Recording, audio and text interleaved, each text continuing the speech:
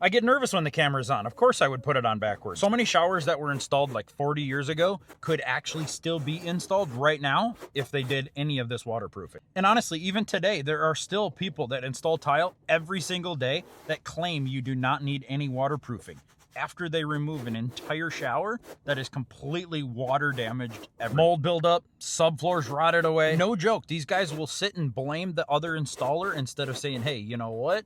There is water that can get behind tiles and through grout. I personally have some massive health issues due to mold buildup, so I get pretty passionate about the guys that are okay with letting the mold build up. Now, I understand budgets can be different, and sometimes that's how it works with not wanting to pay for it.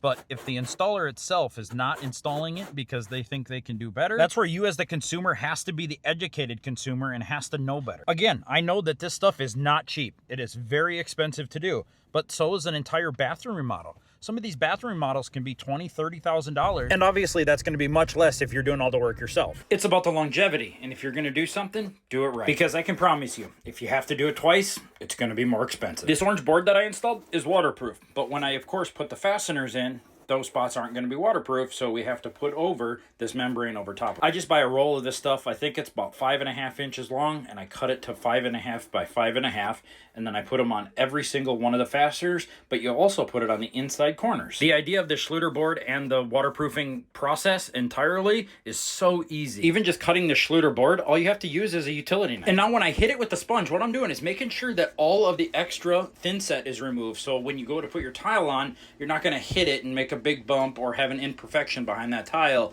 that doesn't allow it to sit as flat as the next. One of the weakest points of any shower is going to be either the fixture itself, like this, or it's going to be the shower head or tub spout area where it actually goes all the way through your tile. So this is also embedded in the thin set, but it has that gasket around it. So when you put your tile, you cut it around that perfect circle, you can see that it's beveled, and the water, if it does happen to get behind your tile, it's not going to get inside your wall, create mold, it's not going to affect the drywall. And now, as much as I would love to start tiling, I have other obligations. So today is roughly 15 degrees warmer than it was yesterday.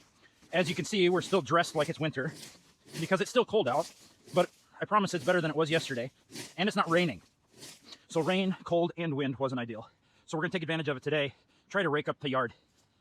This lawn is awful. It is so bare, as you can see.